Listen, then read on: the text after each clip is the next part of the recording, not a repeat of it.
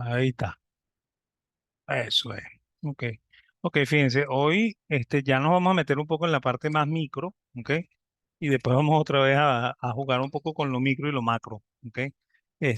La parte más micro es la empresa, ¿no? Entonces vamos a estudiar un poco la empresa y la estructura de financiamiento y también vamos a hablar un poquito del empresario, que para mí es personaje importante en la economía y en las finanzas, ¿no? Entonces vamos a ver qué encontramos ahí, ¿no? Fíjense, cómo el financista ve la empresa, ¿no? Y durante mucho tiempo el financista normalmente era considerado un contador, ¿ok? O los contadores eran considerados financistas o en términos generales pasa mucho esto, ¿no? A mí me causa un poco de risa porque a veces cuando yo conozco a la gente y la gente se entera de que yo soy especialista en finanzas, entonces todo el mundo siempre me asocia con contabilidad, ¿no? Entonces a veces me dicen, oye, yo tengo problemas con mi empresa por la parte contable, tú no me podrías ayudar, ¿ok? Y bueno, yo ahí sí no me atrevería a meterme en ese lío, ¿ok? Porque yo soy un buen analista financiero, ¿no? Pero hasta ahí, ¿no? ¿Ok? O sea, yo más o menos manejaba bien la contabilidad cuando era más joven porque papá tenía negocios y a papá le aburría esa parte y entonces él me delegó a mí desde muy joven la relación con el contador, por lo cual yo aprendí alguito, pero no lo suficiente para ser contador de una empresa, ¿no? ¿Ok? Entonces no necesariamente un financista es contador, sin embargo, los financistas tienen que saber contabilidad, es la herramienta imprescindible de un buen financista, ¿ok? Eh, pero contabilidad como análisis financiero, ¿no? ¿Ok? Porque incluso la primera concepción que se tiene en finanzas de la empresa es la empresa como modelo contable, que es lo que vamos a ver, ¿ok? En la cual la empresa está representada por su balance, ¿no?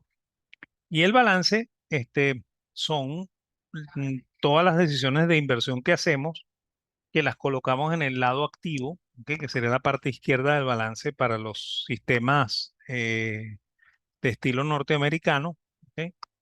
Y, este, y poner todos los activos, perdón, todos los financiamientos del lado derecho, o sea, en el lado pasivo del balance, ¿no? De que cuando uno trata de ver la empresa como un modelo contable, o sea, las inversiones están en el activo y los financiamientos están en el pasivo, ¿no? ¿Ok? Por eso que uno financia con deuda y con patrimonio, ¿no? ¿Ok? Entonces, y bueno, y en este modelo pasa un poco lo que los contadores siempre dicen, que es que aquí funciona la ecuación contable que ellos dicen, que en realidad no es una ecuación, sino que es una identidad, ¿ok? En la cual el activo es igual al pasivo más el patrimonio, ¿no? No activo es igual a pasivo más capital, como ellos dicen, ¿ok? Porque la cosa es un poquito más extensa y hay que decir patrimonio, ¿no? ¿Ok? Y el objetivo es tratar de mantener el equilibrio entre las masas contables, ¿no? Eso es lo que se trata de hacer cuando se ve la empresa como modelo contable, ¿no? Ojo, esta fue la manera en la que el financista enfrentó los problemas hasta el año 29, hasta el año 1929, ¿ok? Sin embargo, el modelo no perdió vigencia. Cuando uno hace análisis financiero, trabaja con este modelo, ¿ok? O sea que irremediablemente está dentro de la forma en la que uno ve la empresa. Y claro, cuando uno la ve como los saldos, ¿no? ¿Ok? No como los flujos, porque vamos a ver, el segundo modelo tiene que ver con los flujos, ¿no? Ok. Entonces, bueno, como comentamos, las decisiones de inversión se registran en la parte del activo, ¿ok? Y hay un activo de corto plazo que se llama circulante, ¿ok? Y esta forma de organizar el balance como está allí es la que se llama estilo americano, ¿ok? O modelo americano, ¿ok? En la cual se ponen las cuentas de lo más líquido a lo menos líquido, ¿no? Y lo más líquido del activo circulante es el efectivo, ¿ok?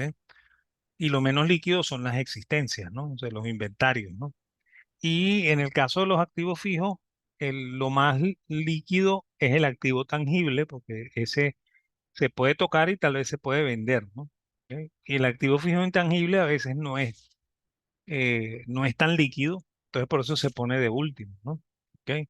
Y bueno, y en los activos fijos se registran los activos de largo plazo, ¿no? Que son las máquinas, ¿ok? Y a veces los muebles, ¿ok? Si esto es una oficina, ¿ok? Eh, o sea, son los activos con los que uno trabaja, ¿no? ¿Ok? Este, en el lado del pasivo y el patrimonio se colocan las decisiones de financiamiento, ¿ok? Y ahí está también igualito de lo más líquido a lo menos líquido, ¿no? Por lo cual está el pasivo primero el pasivo de corto plazo, ¿ok? Y luego el pasivo de largo plazo, ¿no? ¿Ok? Y dentro del pasivo se coloca lo más líquido arriba y lo menos líquido abajo, ¿no? Aquí está puesto cuentas por pagar arriba, ¿ok? Y créditos de corto plazo por abajo, pero eso es suponiendo que quien ordenó esto piensa que las cuentas por pagar son más líquidas que los créditos de corto plazo, ¿no? ¿Ok? Y bueno, y aquí se coloca el crédito de largo plazo, luego se pone el activo, perdón, el patrimonio, y ahí están las acciones y las reservas de capital, ¿ok? También aquí se supone que la acción es más líquida que las reservas, ¿ok? Y bueno, hay un cálculo que se hacía mucho antes, bueno, todavía se hace, ¿no? Cuando ustedes restan el activo circulante menos el pasivo circulante, encuentran una cosa que en mi época se llamaba capital neto de trabajo, después dejó de llamársele así, se empezó a llamar capital de trabajo, ¿ok? Y hoy en día se le llama fondo de maniobra o fondo de manejo, ¿no? Es lo mismo, es el capital neto de trabajo, que es lo que me quedaría de activo circulante si yo pago inmediatamente mis deudas de corto plazo, ¿no? ¿Ok? Eso es lo que significaría el fondo de maniobra, ¿no? ¿Ok? Bueno, como comenté, esto se usó mucho hasta el año 29, hasta el año de la gran crisis de Nueva York. Y la razón de eso es porque cuando ocurre la gran crisis, entonces la gente empezó a pensar que había riesgos y esos riesgos había que de alguna manera medirlos y enfrentarse a ellos. Y por eso surge la empresa como modelo de inversión, ¿no? ¿Ok? Y en este caso, los inversionistas proporcionan financiamiento para la empresa, ¿ok? Y la empresa, con ese dinero, compra activos productivos, ¿ok? Y con esos activos productivos al final produce ventas, ¿ok? Gestiona gastos, ¿ok?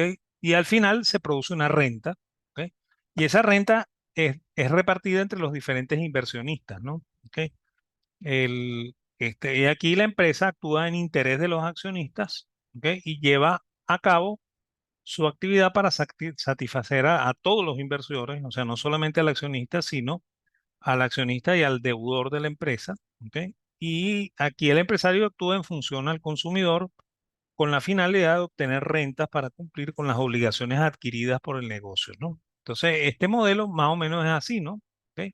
O sea, la empresa obtiene recursos que vienen de los mercados financieros, esos recursos los otorgan los inversionistas, que pueden ser accionistas de la empresa o deudores de la empresa, ¿ok? La empresa invierte ese dinero en activos productivos, produce, comercializa y al final produce rentas, ¿ok? Y con esas rentas, bueno, ella le cancela las deudas que tenga a los accionistas y a los deudores, ¿ok? Y al mismo tiempo reinvierte dentro del negocio, ¿ok? Con esa misma renta para seguir produciendo, ¿no? ¿Ok? O sea, ese sería el modelo de la empresa como inversión, ¿ok? En este caso, la empresa, obviamente se enfrenta a un escenario con un poco más de riesgo que en el anterior, ¿ok? Se preocupa por si recupera o no recupera, ¿ok? Porque eso, al final es lo que le va a servir para pagar eh, las rentas que le debe a los diferentes inversionistas, ¿ok? Y bueno, y también para saber si la empresa es sustentable, pues si la empresa va a seguir también obteniendo ganancias para ella misma, ¿no? ¿Ok? Y la tercera forma de ver la empresa se llama empresa como como conjunto de contratos, ya eso es un poco más moderno, eso ya es de los años 80 del siglo XX, ¿ok? En este caso, la empresa formaliza contratos con un gran número de participantes. ¿Ok? Aquí hay que hacer la acotación de que participantes en inglés se dice stakeholders. ¿Ok?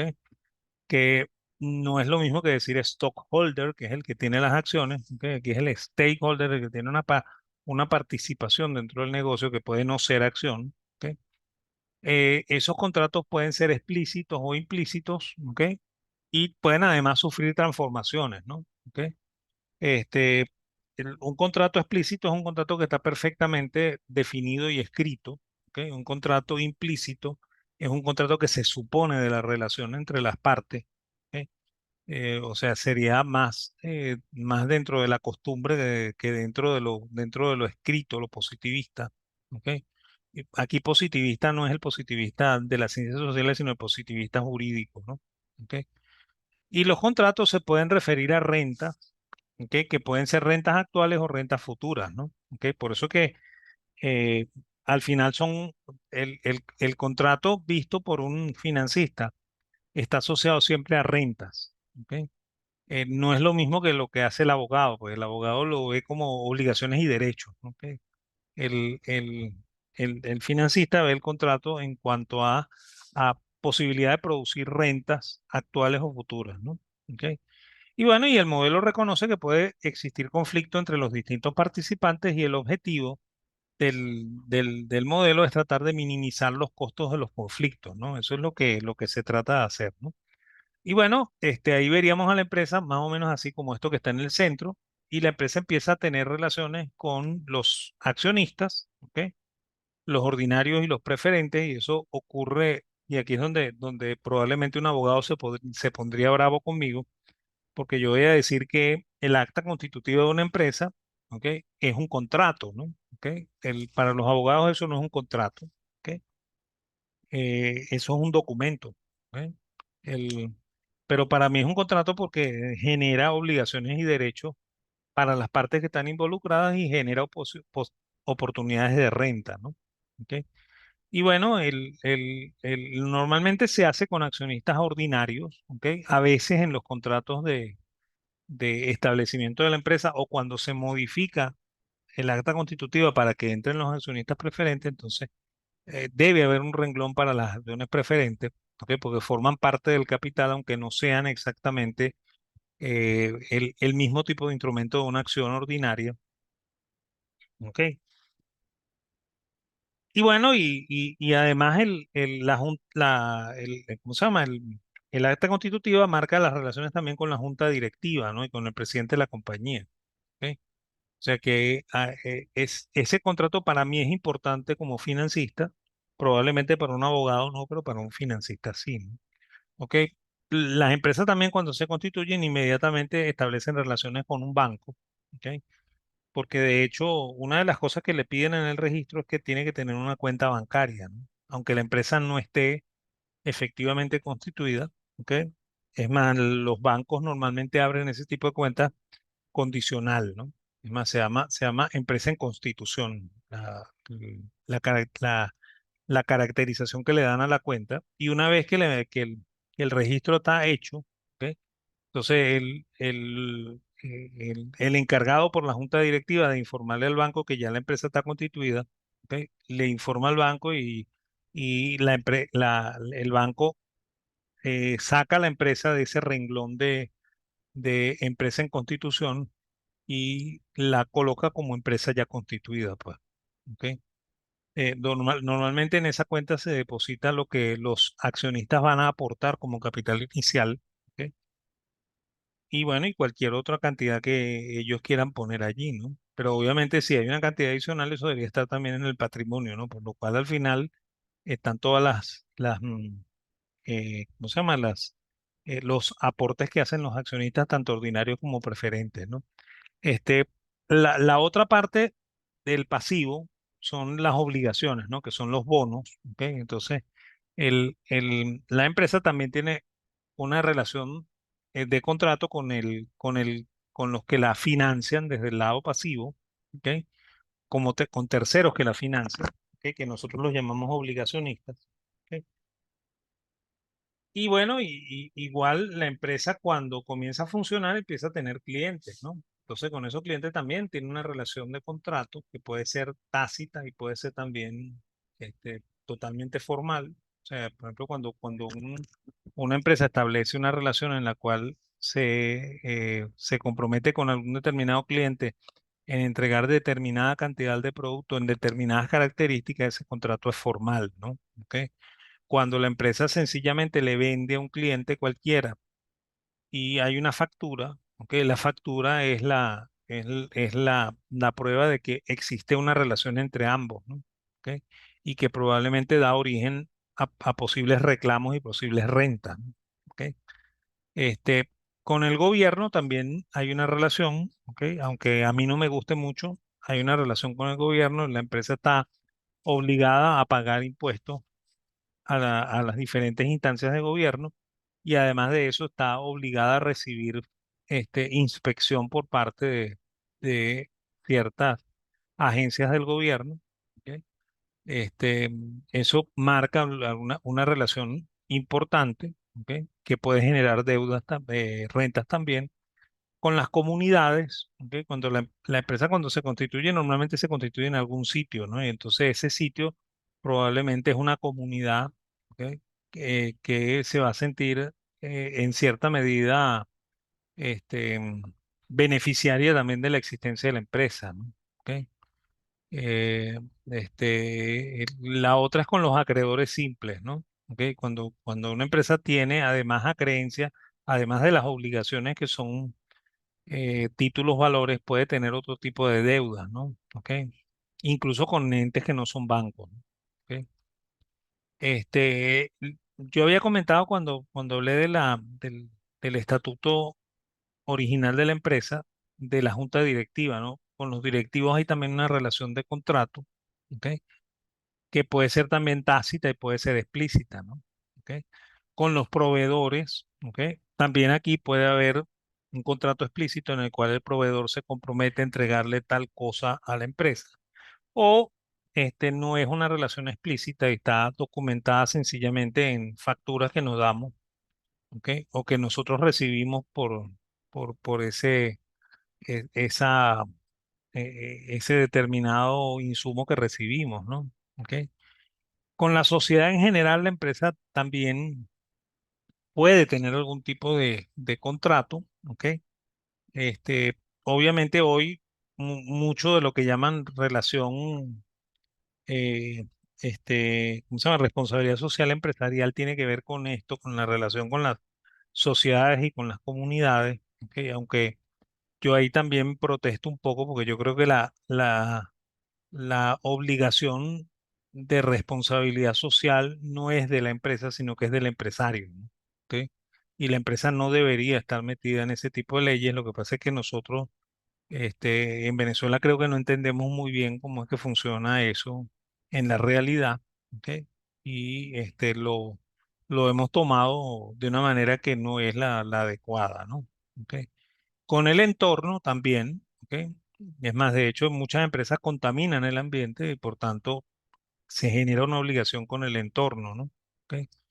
Y bueno, y también con los empleados, ¿no? ¿Ok? Entonces, fíjense, aquí todos estos participantes no son la empresa, ¿no? Y cada uno, este, ¿cómo se llama? Trata de sacar el máximo beneficio de esta empresa, ¿ok? Obviamente, si ellos obtienen el máximo beneficio, probablemente la empresa no. ¿Ok? Entonces, ahí hay una relación de posible conflicto que se puede presentar, ¿ok? Que debe ser subsanada por la teoría de contratos, ¿no? ¿Ok? Entonces, esta es la forma moderna de ver la empresa, ¿ok? Y la forma moderna en la que los financistas ven la empresa, ¿ok? Y ahora, dentro de esto, la empresa es manejada por un empresario, ¿no? ¿Ok? O debería ser originada por un empresario, ¿no? Entonces, el empresario es de verdad el individuo más importante de la economía, aunque en la teoría lo obviamos y lo echamos hacia un lado, ¿ok? Eh, este, y por supuesto en las finanzas también es muy importante el empresario. ¿Por qué? Porque es el individuo que decide, ¿ok? Además, es el individuo que coordina, ¿ok? Los diferentes factores de producción, ¿ok? Esa es la definición que tal vez le daría SEI, ¿ok? Es decir, que el empresario es el que coordina factores de producción, ¿ok? Este, también es el individuo que aprende, ¿no? Y de hecho, cada vez que el empresario hace un plan de negocio, ¿ok? Y el plan de negocios resulta exitoso o no exitoso, de ahí hay un aprendizaje, ¿no? ¿Ok? Y ese aprendizaje forma parte de la misma condición de ser empresario, ¿no? ¿Ok? Y a veces el tipo de negocio determina el tipo de empresario, ¿no? ¿Ok? Ustedes probablemente se van a sorprender de lo que yo les voy a decir, pero normalmente cuando la empresa enfrenta problemas eh, con la caja, generalmente tiene empresarios muy buenos, ¿no? Normalmente el empresario que se dedica a administrar una empresa que tiene problemas de caja, generalmente es un empresario muchísimo más hábil, muchísimo más experto, muchísimo mejor como empresario que el empresario que maneja un flujo de caja este, dispendioso, ¿no?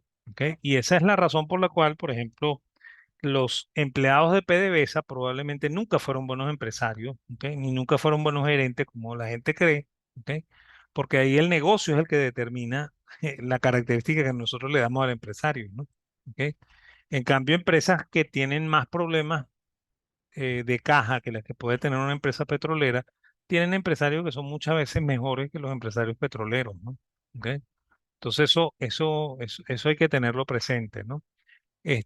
Yo quiero insistir mucho en que, en la definición que hace SEI de que el empresario es aquel que coordina los factores de producción, porque después más adelante Marshall va a meter también su cuchara en este tema y va a decir que el empresario es un factor más de producción, ¿no? ¿Ok? Eso es un error gravísimo. El empresario no es un factor de producción, ¿ok? El empresario es el que maneja los factores de producción. O sea que ahí tiene razón Juan Bautista Say y no la tiene Marshall nunca. ¿Ok? O sea, el empresario no es un factor de producción ni puede ser. ¿Ok? El empresario es el que maneja los factores de producción, ¿ok? Para hacer que la empresa llegue a algún determinado sitio, ¿no? Y el financista ve la contabilidad así, ¿no? Que es un poco lo mismo que vimos en el primer modelo. En el activo se registran las inversiones, en el pasivo se registran los financiamientos y los financiamientos pueden ser deuda de corto plazo, deuda de largo plazo y recursos de los accionistas que son las acciones y las cuentas del patrimonio, ¿no? ¿Ok? Entonces, así es como lo vemos en finanzas, o sea, los activos están aquí. Cuando una empresa tiene caja, eso es una inversión. ¿Ok? Cuando una empresa tiene bonos, papeles comerciales, etcétera, etcétera, eso es una inversión. Cuando tiene cuentas por pagar, cuentas por cobrar, eso es una inversión. Cuando tiene inventarios, eso es una inversión. Cuando tiene planta, eso es una inversión. Por lo cual todo el activo es inversión. ¿Ok? Ojo que hay inversiones buenas y inversiones malas. ¿Ok? Y bueno, y los financiamientos están en el lado del pasivo, ¿ok? O en, en el lado derecho del balance. Y bueno, y aquí se registrarían las deudas con terceros y aquí la deuda con los accionistas propios, ¿no? ¿Ok? Que como vimos en el modelo de, ¿cómo se llama? De contable, se ordenan de mayor, o sea, de más líquido a menos líquido en el caso del orden norteamericano, ¿ok? Yo no comenté una cosa, ¿no? Hay dos formas de organizar balances adicionales, ¿no? La británica, ¿ok? Que es al revés, ¿ok? La británica pone el pasivo y el patrimonio de este lado, ¿ok? Y los activos de este lado, ¿ok? Entonces es lo único al revés que tienen, ¿no? ¿Ok? Y la otra forma de hacerlo es la forma alemana, ¿ok? Que se llama también modelo Siemens, ¿ok? Y se llama modelo Siemens porque es el modelo que usan las empresas eléctricas, ¿ok? Las empresas eléctricas ordenan de menos líquido a más líquido, ¿no? Entonces aquí arriba estaría el activo fijo, ¿ok? Y el activo intangible de largo plazo, y aquí estaría la caja, ¿no? ¿Ok? O sea que se ordenan de menos líquido a más líquido, ¿no? ¿Ok? Ese es el sistema Siemens, ¿ok? Que se usa mucho en el sector eléctrico, ¿ok? Organizar las cuentas de la manera inversa en liquidez, ¿no? ¿Ok? Esa es la forma alemana o la forma Siemens, ¿ok? Bueno, y se supone que los activos de corto plazo deben financiarse con deudas de corto plazo y se supone que los activos de largo plazo deberían financiarse con deudas de largo plazo o con capital, ¿no? ¿Ok? Sin embargo, eso no siempre se cumple, ¿ok? Pero esa es lo que debería ocurrir, ¿no? ¿Ok? Y se supone que la deuda de corto plazo debe ser menos costosa que la de largo plazo. Se supone que la deuda en general es menos costosa que el financiamiento con acciones, ¿ok? Y la razón de esto es que una razón es que incluye los impuestos, o sea, cuando ustedes se endeudan, el pago de intereses reduce los impuestos, ¿ok? Y además, se supone que las acciones tienen un costo mayor porque hay además un costo adicional que es la posible pérdida de control en la empresa, ¿no? ¿Ok? Que es un costo adicional que se tiene cuando se emite acciones, ¿no? Entonces, esos elementos hay que tomarlos en cuenta cuando uno está haciendo este tipo de análisis, ¿no? ¿Ok? Bueno, ¿y cómo se hace el análisis? Bueno, miren, aquí hay algunos índices que los pueden ayudar, o sea, la razón deuda-activo, que sería dividir la deuda entre el activo, eso me dice cuánto ¿cómo se llama? ¿Qué proporción del activo está en deuda? ¿Ok? La relación deuda-patrimonio, que me mediría a mí cuántas veces estoy endeudado yo en relación al patrimonio. ¿Ok? La deuda neta, ¿ok? Que sería la deuda financiera menos los activos financieros. Fíjense que los activos financieros están restando, ¿no? Cuando este índice me da negativo, quiere decir que yo tengo mucha caja. ¿Ok? Cuando el índice me da positivo, quiere decir que tengo mucha deuda, ¿no? ¿Ok? Entonces, eso es lo que significaría este índice, ¿no? Y el otro es la cobertura de intereses.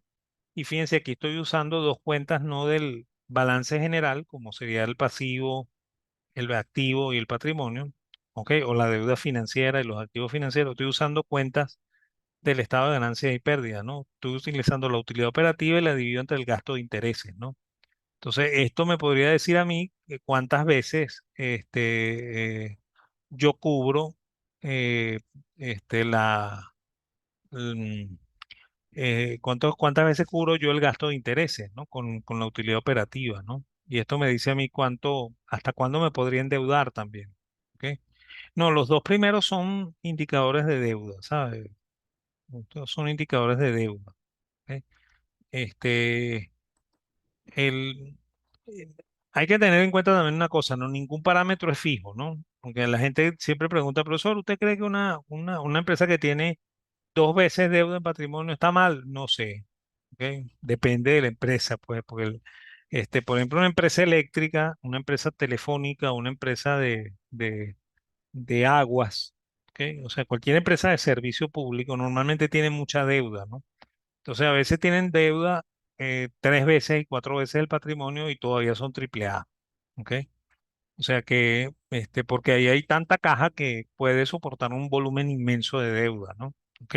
Y normalmente tienen un volumen inmenso de deuda porque son empresas que necesitan tener, muchos activos, ¿ok? Para poder prestar ese servicio, pues, ¿ok? Y no todo lo produce el capital, ¿no? No todo lo financia el capital, ¿ok? Este, Eso también depende de las condiciones financieras del país, ¿no? ¿Ok?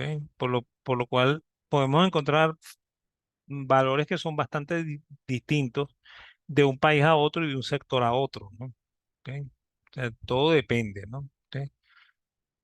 Y la estructura de financiamiento origina dos elementos muy importantes en finanzas que después lo vamos a ver con más detalle, pero hoy lo vamos a ver de asomada, ¿no? El primero es el costo de capital, ¿ok? Que en finanzas se llama Weighted Average Capital Cost. Eso es lo que dice ahí, o sea, costo promedio ponderado de capital, que más o menos es esto, ¿no? Que es lo que le cuesta a la empresa financiarse, ¿no? Es más, yo tomaría la tasa de la deuda, la multiplico por uno menos la tasa de impuesto. Acuérdense que la deuda es deducible de impuestos. Y lo multiplico por el total de deuda entre el total de deuda más patrimonio, ¿no? ¿Ok? Y, y tomo el rendimiento del patrimonio, el rendimiento del capital, ¿ok? Y lo multiplico por el total de patrimonio entre la deuda más el patrimonio, ¿no? Entonces me dice esto, ¿qué porcentaje estoy financiando yo con patrimonio? y cuánto estoy pagando yo por ese porcentaje, ¿no? Y qué porcentaje estoy financiando con deuda, ¿ok? Y qué porcentaje estoy pagando yo por esa deuda, ¿no? Pero como la deuda es deducible, ¿cuánto deducido de impuestos es ese costo, ¿no? Entonces eso me daría el costo promedio de capital, que es lo que le cuesta a la empresa financiarse, ¿ok? Es más, normalmente cuando ustedes trabajan en una empresa, y espero yo que sea así, ¿ok? Y les dicen que la empresa acepta los proyectos siempre descontados a la tasa del 10%, ¿ok? Lo que eso nos quiere decir es que probablemente el WACC de esa empresa es 10%, ¿no? ¿Ok? Porque este costo es el costo que le cuesta a la empresa financiarse. Entonces, ustedes van a contratar los proyectos contra ese costo, ¿no? ¿Ok? Ok, aquí tienen una versión un poquito más ampliada, ok, suponiendo que hay acciones preferidas, entonces el pasivo preferido, ok, lo divido entre el deuda más todo el pasivo, ok, y lo multiplico por el rendimiento del pasivo preferido, ¿no? ¿Cómo se llama? Del patrimonio preferido, ¿no? Ok, y este sería el patrimonio común, ¿no? Ok, ese es cuando la empresa tiene acciones preferidas, ¿no? ¿Ok? Y el costo de capital es fundamental en finanzas, ¿ok? La tasa con la que se evalúan los proyectos de una empresa debería ser el WACC, ¿ok? Si usan BAN, descuentan el proyecto a esa tasa del WACC, ¿ok?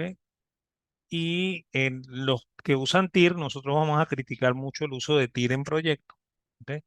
eh, Deberían usar esa tasa como tasa de contraste, ¿no? Lo que pasa es que después les voy a explicar por qué la TIR no es muy buena para hacer eso, ¿no? ¿Ok? De hecho, aquí estoy diciendo, recuerden que dijimos que esto no era buena idea. eh, yo no se los he dicho, pero les voy diciendo que eso no es buena idea. El usar la tasa interna de retorno en los proyectos no es una buena idea. ¿Ok? Bueno, ok, el resto sí lo vamos a ver después. ¿Ok? Ok, este, a esto le falta un minuto, ¿no? Yo voy a hacer una cosa, yo voy a cerrar esto, les voy a dar una segunda invitación, los convoco y empezamos riesgo en esa segunda invitación, ¿ok? Entonces voy a parar esto y nos vemos como en 2 minutos, pues, ¿ok?